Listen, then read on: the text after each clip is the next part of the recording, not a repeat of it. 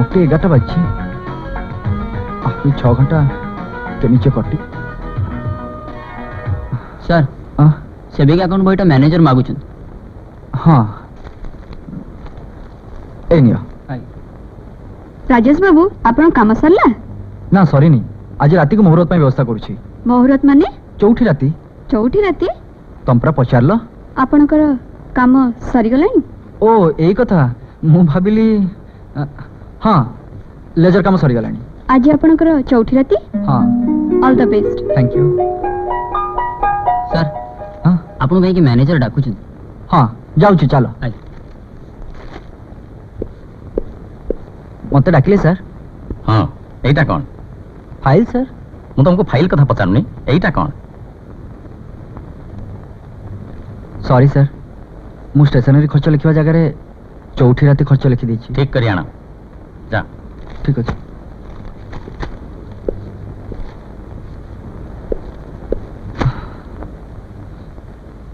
ओ God 5टा बाजी वाला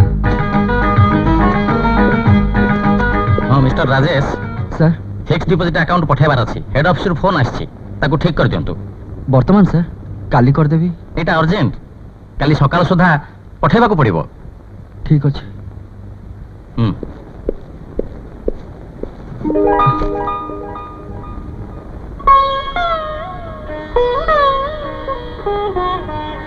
से साड़ीटा कहीं पिंचु मा चतुर्थी काम आरंभ हो जिवो ने ए साड़ीटा पिन ठीक अछि ए पर्टिकुलर सर रेडी कर दीची मु जाउछी सुनो मिस्टर राजेश रीजनल मैनेजर आछंती होटल असुकार रूम बुक कर आउ का को पठांतो सर मु टिके घर को जीबी सब बेले घर को जीबी जीबी बोली कहउछ घरे जाई कोन करूछ आज मोर चौठी राति सर भलो कथा ए कथा मते आगुरु तमे कहि पारि थांतो हौ जा जा घर को जा thank you sir thank you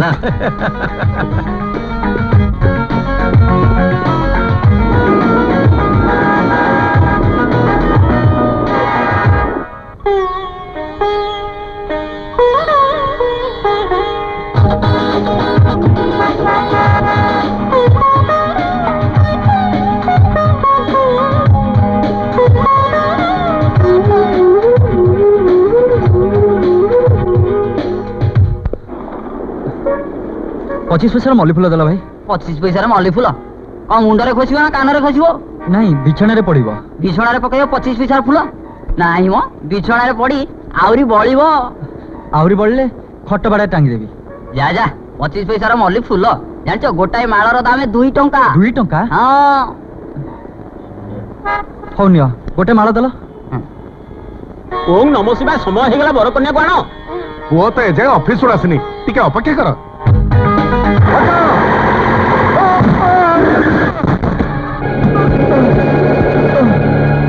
ओम नमो शिवाय शुभ बेला गड़ी जाउची पुओ काई बॉस को अपेक्षा करथिबो सेति में देरी होची पहुंची जीवनी इतो गाड़ी आसी गला बोध है हमर राजेश आसी गला ना कोन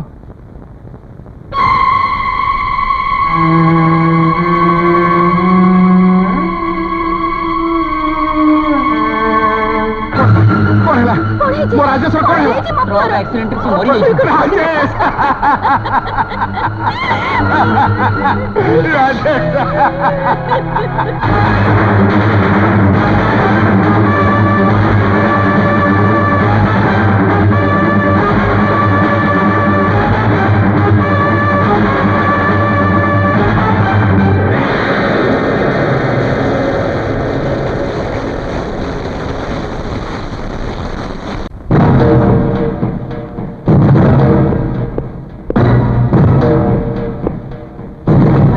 गोदर गुड़िया ता मुंडे रे चड़क पड़ले जानो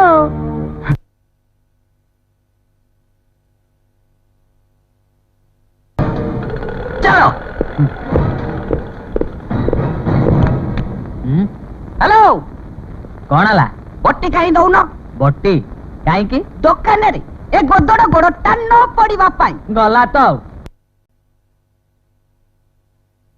जीवन बंद है अरे जा जा तो भलिया बहुत लोक मु देखिछि मते आ से धमकाणी गरा सुनानी एटी आ झिक झिक न करी एटू पळा जा मो गोड़ संगे रे खेलना दीटा गोड़ पकोउनो तो करामती केते मु देखिबी ए तो लेबुल लोक को हां गोटा एक गोड़ काफी अच्छा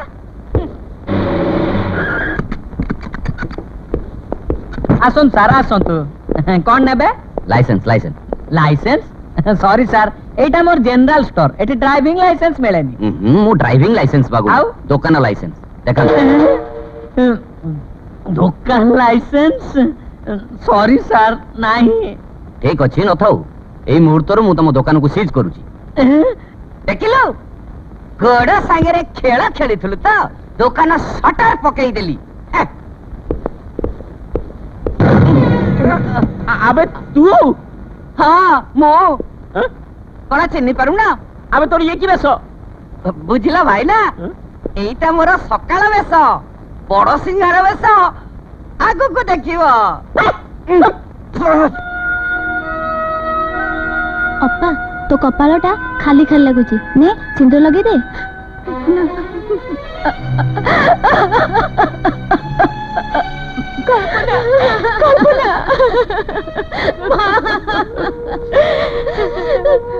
ভগবান ମୁଁ କାହାର କି ଦୋଷ କରିଥିଲି ଯେ ମୋ ଝିଅର କପାଳ ଏମିତି ଫାଟିଗଲା ମୋ ଝିଅର ଏ ଅବସ୍ଥା ଦେଖିବା ପାଇଁ ବି କଣ ବଞ୍ଚିଥିଲି ମତେ ମରଣ କାହିଁକି ହେଲାନି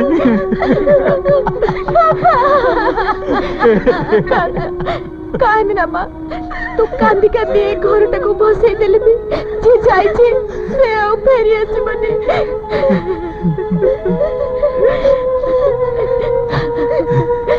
ଆସ ଯିବା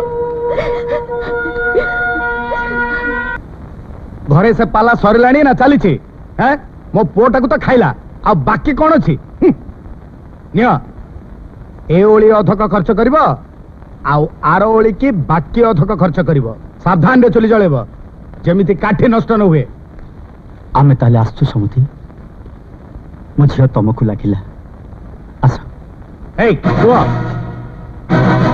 ଏ ଅଲକ୍ଷଣୀ ଝିଅଟାକୁ ସାଙ୍ଗରେ ନ ନେଇ କୁଆଡେ ଯାଉଛ ସମୁଦି ଝିଅର ସିନା କପାଳ ଫାଟିଛି ହେଲେ ସେ ତ ଏ ଘରର ବୋହୂ ଏଇଟା ହଉଛି ତା କର୍ମକ୍ଷେତ୍ର ଆହା, କର୍ମକ୍ଷେତ୍ର ଅଲକ୍ଷଣୀ ସେଇଟା ଆଉ କିଛି ଦିନ ଘରେ ରହିଲେ ଏ କର୍ମକ୍ଷେତ୍ରଟାକୁ ସେ କୁରୁକ୍ଷେତ୍ର ବନେଇ ଦବ କି ବେଳାରେ ମୋ ପୁଅ ସହିତ ହାତ ଗଣ୍ଠି ପଡିଥିଲା କେଜାଣି ସେଇଟା ତା ପାଇଁ ମରଣ ଘଟି ହେଇଗଲା ମୁଁ ସେ ଅଲକ୍ଷଣୀ ମୋ ଦେଖିବାକୁ ଚାହେଁ ନା ନେଇଯାଅ ତାକୁ ନେଇଯାଅ ଏ କଣ କହୁଛ ସମୁଦି ସ୍ୱାମୀ ନଥିଲେ ବି ସେ ଘରର ବୋହୂ ଏଇଟା ତା ନିଜ ଘର ଆହା, ତାମାନେ ତମେ କହୁଛ ତମ ଝିଅ ଏଇଠି ରହିବ ହଁ ମଉସା ମୋ ପୁଅ ମରିଯାଇଛି କିନ୍ତୁ ତମ ବହୁତ ବଞ୍ଚିଛି ତାକୁ ଏଠି ରହିବାକୁ ହବ କିଏ ରହିବ ନ ରହିବ ସେ କଥା ମୁଁ ଠିକ କରିବି ସମୁଦି ଏଠି ତମ ସ୍ୱାମୀ ଆଉ ଝିଅ ଝିଅଙ୍କ ଛଡା ଆଉ କେହି ନାହାନ୍ତି ମୁଁ ତମ ସବୁଦିନ ନୁହେଁ ତମେ ଯେତେ ଯାହା କହିଲେ ବି ସେ ତମର ବୋହୂ ସେ ଘରର ସବୁ କାମ କରିବ ସବୁଦି ରନ୍ଧା ବଢା ମଜା ମଜି ସବୁ କିଛି ଘରର ଚାକରାଣୀ ପରି ତାକୁ ମୁଠାଏ ଖାଇବାକୁ ଦେଲେ ସେ ଘର କୋଣରେ କୋଉଠି ପଡି ରହିଥିବ ଚାକରାଣୀ ରଖିବା ବେଳେ ଧନ ମୋ ପାଖରେ ନାହିଁ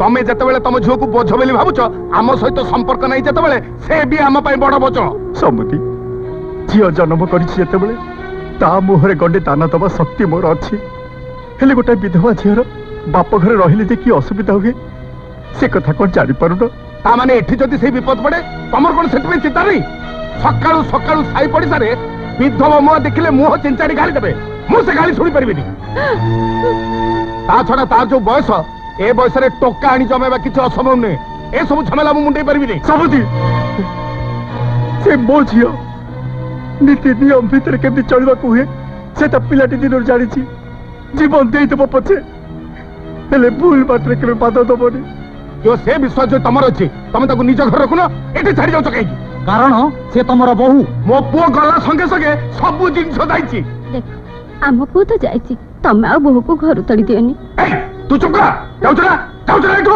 ତମେ ସେମିତି କୁହନି ବୋହୂକୁ ଆମ ଘରେ ରହିବାକୁ ଦିଅ ଚାଲ ଏଠୁ କିଏ ତମା ଫେର ସମସ୍ତେ ଜଣକୁ ବସ କଣ ହେଲା ତମେ ମୋ ଝିଅ ଦେହ ହାତ ଏଇ ଲୋକଟା ମୋ ଝିଅ ଦେହରେ ହାତ ଦେଇଛି ଇଚ୍ଛା ହେଇଥିଲେ ରଖିଥାନ୍ତା ନହେଲେ ପିତା କରିଦେଇଥାନ୍ତା ହେଲେ ମୋ ଝିଅ ଦେହ ହାତ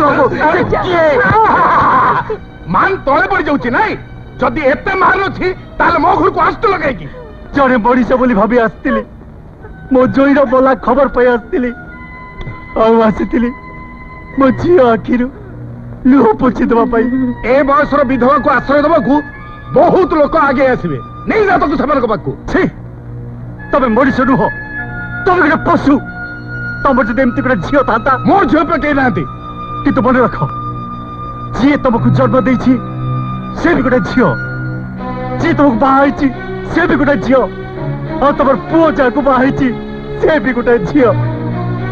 ତମେ ନାରୀ ଜାତିକୁ ଅପମାନ କରିଛ, ଭଗବାନ କଥା କେବେ ସହିବେନି, କେବେ ସହିବେନି। ମତେ ନାଲି ଆଖି ଦେଖୁଛି। ଆରେ ମୋ ଭାଗ୍ୟରେ ଯାହା ହବାର ଥିବ ହବ। ଯାଅ ଯାଅ ଏଠୁ। ହଁ ଆମେ ଯିବୁ, କିନ୍ତୁ ମନେ ରଖ ଯାହା ସାଙ୍ଗରେ ତା ହାତ ଗଣ୍ଠି ପଡିଛି ସେ ତା ଘରେ ଜୀବନ ସାରା ରହିବାକୁ ବାଧ୍ୟ। ସେ କଥା ମୋ ମଲା ପୁଅକୁ ପଚାରିବ। ଯା। କାହିଁ ଯୌତୁକ ତ ମଲା ପୁଅ ନେଇନଥିଲା, ନେଇଥିଲ ତମେ। କଣ କହିଲ? ସିଏ ଏ ଘରେ ବୋହୂ ହେଇ ରହିବ, ନହେଲେ ବୋହୂ ପାଇଁ ଯୋଉ ଯୌତୁକ ନେଇଛ ଫେରା ତାକୁ। ତା ମାନେ ଜନ୍ମ ଠାରୁ ଆଜି ପର୍ଯ୍ୟନ୍ତ ମୋ ପୁଅ ପିଛା ଯାହା ଖର୍ଚ୍ଚ କରିଛି ତାଙ୍କର ଗାଧେଇ ଗଲା। ବରଂ ତମମାନେ ମତେ ଆହୁରି ଟଙ୍କା ଦବ, କାରଣ ଯୋଉ ପୁଅ ରୋଜଗାର କରି ମତେ ପୋଷିଥାନ୍ତା ସେ ମରିଗଲା କେବଳ ତମରି ମାନଙ୍କ ପାଇଁ। ତାହେଲେ ତମେ ଯୌତୁକ ଫେରେଇବନି। ନା, ତମମାନଙ୍କର ଯାହା ଇଚ୍ଛା ତା କରିବ। ଯାଅ ଚାଲ ଚାଲ ଭିତରକୁ ଚାଲ ଚାଲ।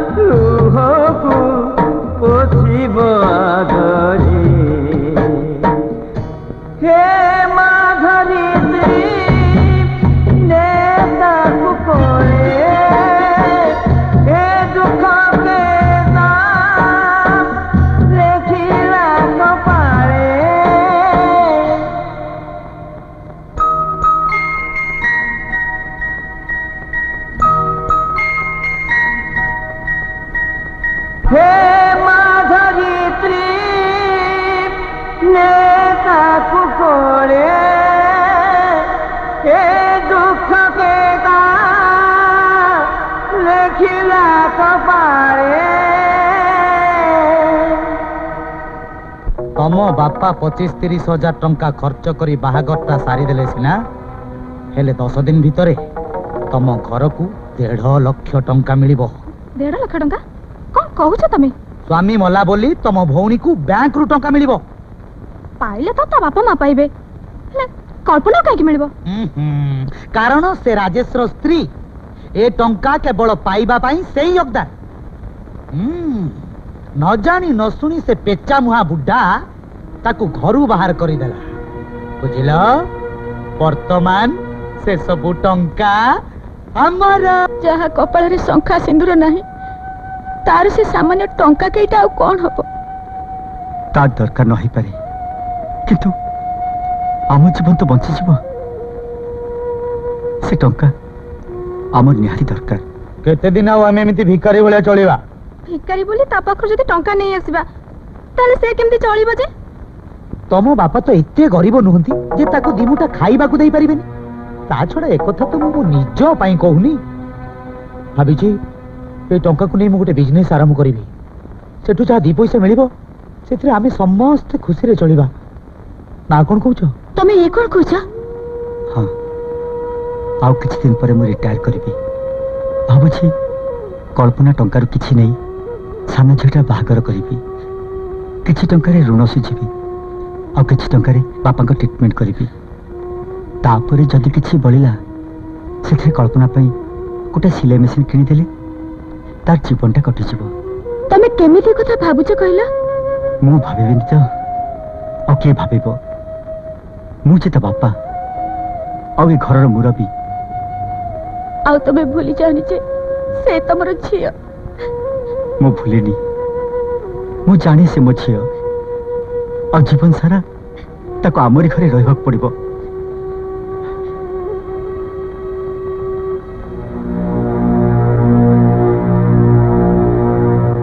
ଦେଖନ୍ତୁ ଦେଖନ୍ତୁ ସାର୍, କଳ୍ପନା ଯୋଉଠି ଯୋଉଠି ଦସ୍ତଖତ କରିବା କଥା ସବୁ କରିଛି। ନିୟମ ଅନୁସାରେ ତାଙ୍କର ଏଠିକି ଆସି ଆମ ସାମ୍ନାରେ ଦସ୍ତଖତ କରିବା ଦରକାର। ତା ନହେଲେ ଟଙ୍କା ଆଦୌ ମିଳିପାରିବନି। ସାର୍, ହତଭାଗିଟାର ସ୍ୱାମୀ ମରିଲା ପରଠୁ ଆଜି ଯାଇ ଖାଲି ଆଖି ଲୁହରେ ସେ ଭାସୁଛି। ବ୍ୟାଙ୍କ ପର୍ଯ୍ୟନ୍ତ ଆସିବାକୁ ତାର ଶକ୍ତି କାଇଁ? କେମିତି ଆଣିଥାନ୍ତି ତାକୁ? ସେଇଟା ଠିକ ଯେ, କିନ୍ତୁ ସାର୍ ନିଜର ଭଉଣୀ ଭାବି ଏତିକି ଉପକାର କରିଦିଅନ୍ତୁ ପ୍ଲିଜ।